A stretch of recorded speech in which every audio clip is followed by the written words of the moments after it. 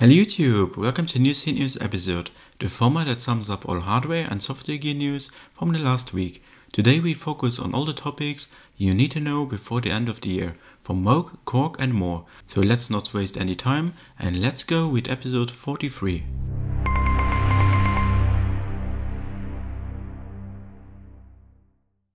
Let's start with the last episode of the year with one of the most famous synthesizer companies, Moog Music.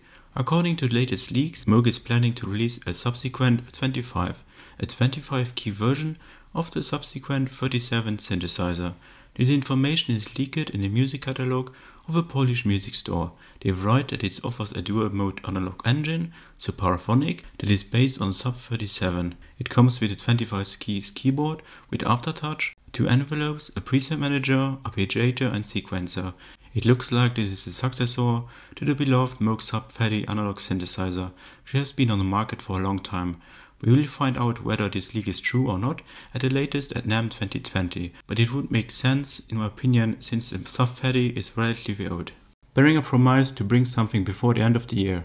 Yes, here's the CAT synthesizer, a clone of the Octave CAT synthesizer in ERAC format, with 2 oscillators, the famous CAT filter, LFO, 2 analog envelopes with looping function and several patch points. More on this in a later episode of Synth News. KORG caused for a lot of discussions in the last week before the end of the year. The biggest news is that KORG opened a new development division in Berlin called KORG Germany. The exciting thing is here that it is managed by none other than Tatsuya, the ex-chief engineer at KORG and maker of the Monologue, Volcas and more. This is very good news that we got before the end of the year. That smells of many interesting and innovative devices for the future. He is supported by Maximilian Rest, who is known as the main developer of the company ERM from Berlin, which developed the multi-clock or the innovative Polygogo ERAC oscillator. It will certainly be very exciting coming years, especially where KORG now has beside Etienne, the developer of the multi-engine, also TATS again as developer on board. In addition to this news, KORG published an accurate reproduction of the Triton Synthesizer workstation as a PC and Mac plugin. It is no coincidence that this is happening now because Triton is celebrating its 20th birthday this year. A nice idea from KORG to revive the sounds and a workflow of this workstation as plugin.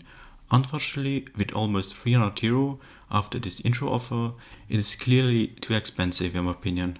And the third and last message from KORG is still a secret. This is probably a new synthesizer that will be presented at NAMM 2020. You can't see much, just 2 wheels and a joystick. You can also see a typical KORG keyboard that we know from the Monologue or Minilogue XD synthesizer. Difficult to say what it can be. A Monologue XD, after which the Minilogue XD was released this year, would be a cool update for this monosynth. Also possible is a brand new hybrid polysynth with more multi-engine power, or a complete digital synthesizer that is only powered by multi-engines like the new tech on stereos. What is certain is the release of KORG's ARP 2600 replica. Jean-Michel Jarre already said that and deleted the official video with the news from his Facebook page. So pretty sure that we will see this reproduction on NAMM 2020. We can look forward to what KORG will present on January 7th and later. I think it will be exciting years that we will experience with KORG. I'm pretty sure this starts already in 2020. Also Studio Electronics, developers of the Roland SE02, are back with a new synthesizer at the end of the year. More precisely, it's a comeback of the Midimini, a well-known clone of the Moog Moog in the rack format. Unlike the Model D from Behringer, this has a lot of changes compared to the original unit, but also a lot of new features compared to the first Midimini.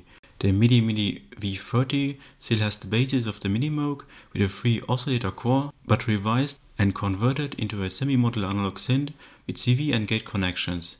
New features are a new color section with which you can do oscillator cross modulations, ring mod, also oscillator sync. You can also route the triangle wave of the oscillator 1 directly into the amp to get a higher bass amount with high resonance.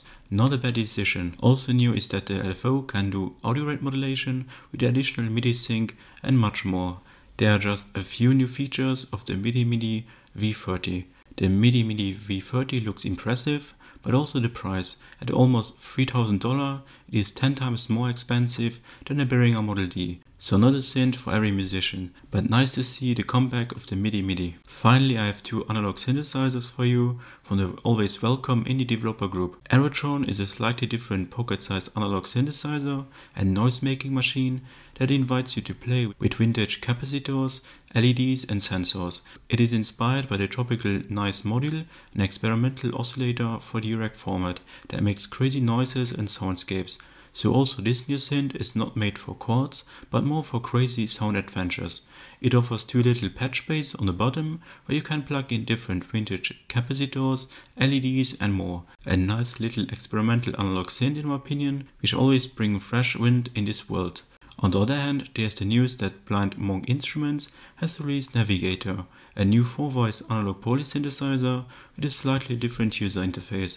It offers two DCOs, analog filters, 3 LFOs, 2 ADSR envelopes, a step sequencer with AI, as well as patch storage. However, what stands out here is the design. When I saw this synth for the first time, I wondered if Tesla developed the first cyber synth.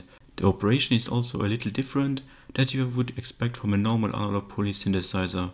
Very few knobs and 2 buttons are available only on the interface, with which you can program the synth. A stunning user interface looks different in my opinion. Whether it will be a success or not, we will see it, but it sounds really nice. However, I'm always happy to see such new synthesizers from small manufacturers that bring new ideas and designs to the market. The same applies to the Tron. Thanks for releasing your products, and please continue also in 2020. And yeah, that's it with the last Synth News episode of the year. I thank you for your continued support and the motivation to continue this series. If it goes on like 2019, there will be many exciting Synth News episodes coming out. Even if I'm not a friend of this slogan, don't forget to subscribe, it costs you nothing and it's an enormous support for my work. Make 20k in 2020 possible. Also thank you for visiting the website in 2019 and possibly also using the partner links with which you made some reviews possible. Finally, I wish you all the best in the new year. Celebrate well tonight with your families, friends, no matter where you are. I'm sure that 2020 will be awesome. Big thanks for watching and for your continued support. Hope to see you again also in 2020 in one of my next videos. Bye!